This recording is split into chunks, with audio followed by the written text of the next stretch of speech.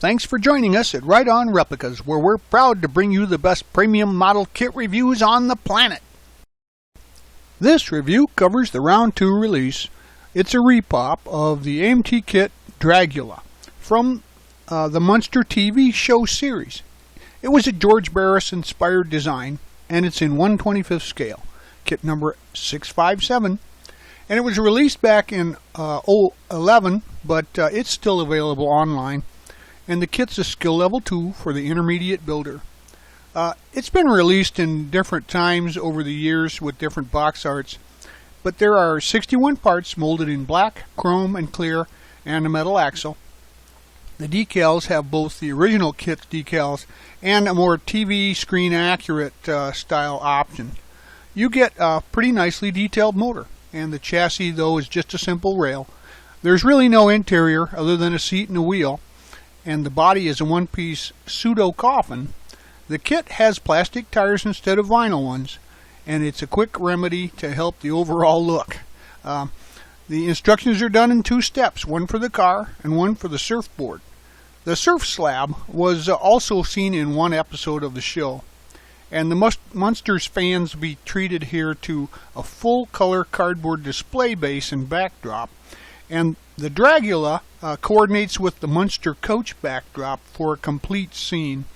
Overall, the car is 5.5 inches long, 1 3/4 inches wide, and 1 1/4 inches tall.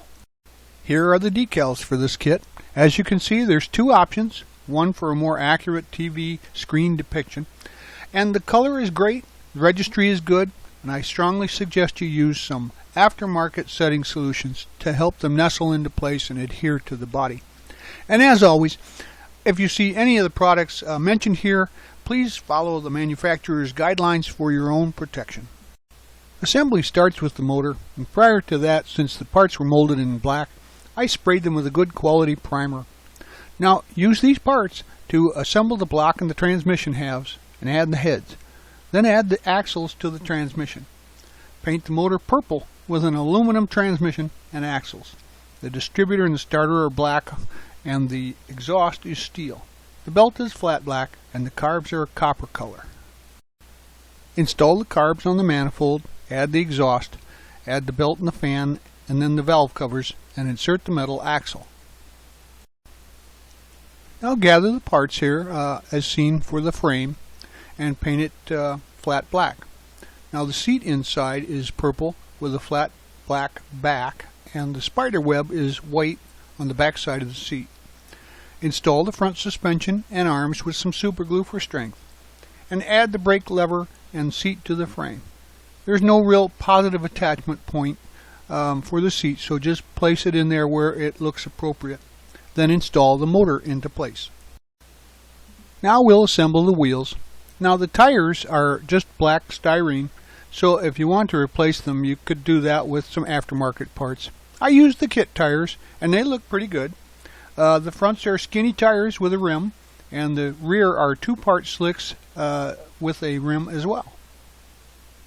Pull the rear tires, and with a sheet of fine sandpaper, about a 220 grit, press and roll the tread on the front there and the rear tires on the sandpaper to rough up the tread and give it a street look. And then insert the rim into the front tire and insert the rims into the rear tire. Now press the rear wheel assemblies into the holes in the hubs onto the metal axle.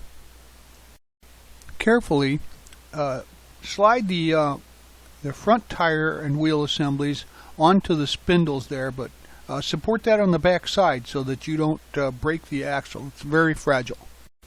Now pull out these chrome pieces to finish up some of the chassis work. Use some super glue to glue the exhaust pipes into place, the exhaust headers there, and paint the rear lights gold with red lenses and super glue the light bar into place, and then paint the shift knob black and install the shifter.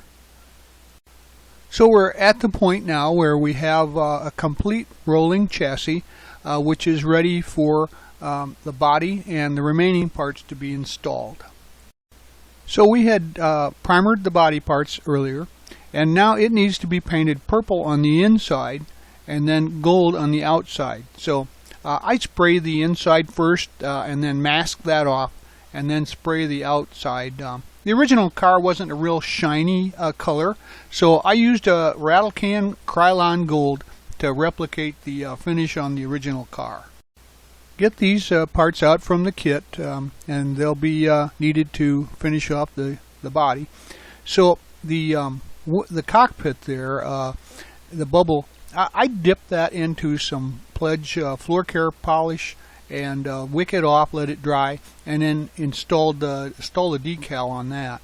And the remaining parts will be added here in the next steps. The tombstone there is a clever reproduction of our faux radiator, but it also has a decal on it, so install that onto the tombstone at this time too. The instrument cluster is chrome, but the instruments were white with black dials, so you can try to pick those out or use some aftermarket decals to replace those faces. Now the steering column is all chrome, and remember to scrape any of the chrome plating off where your gluing points are so that it will adhere. So the column is installed with the steering rod in the hole in the body, and the instrument panel is glued to the interior and holds it all into place. Install the body onto the chassis. Just glue the front. There's a pin there on the rear, and then paint the headlights gold and add the lenses. Super glue the headlights to the body and add the tombstone and a gas tank to the body as well. And now add the scoops onto the carbs. Add the chute to the rear panel and install the cockpit dome there in place. Now route the steering linkage behind the exhaust headers, and it installs to the back of the spindle there in the front end, and then it connects to the steering linkage pin at the bottom to the steering shaft that's coming out of the side of the coffin. And now it's time to build the bonus portion, and that's the surf slab.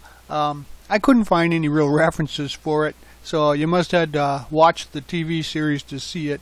Anyway, I painted mine black. It's pretty cool with coach lights there and a small one-cylinder engine.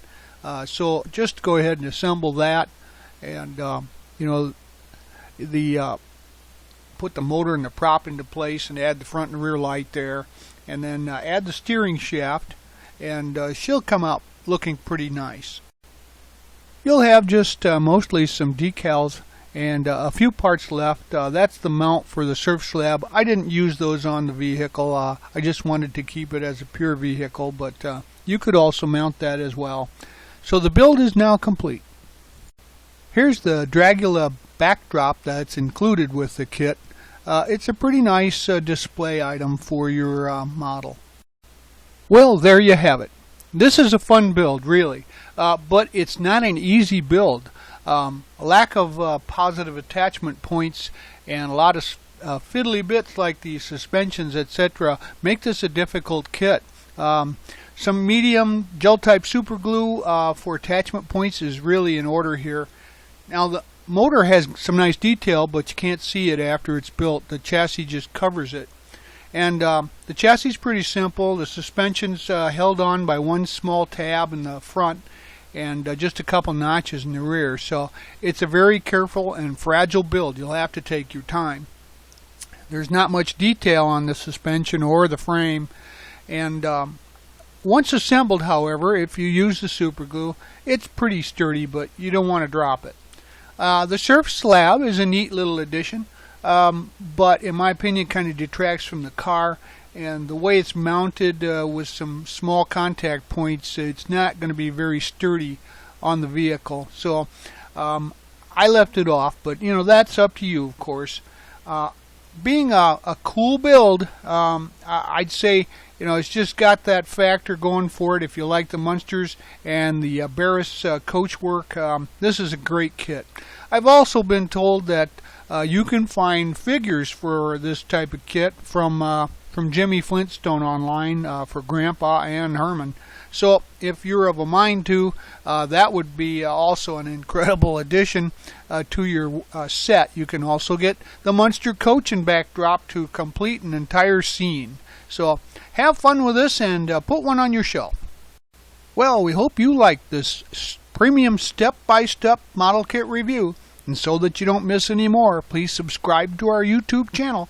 But you can find us on Facebook and also at our website, www.rightonreplicas.com. Thanks!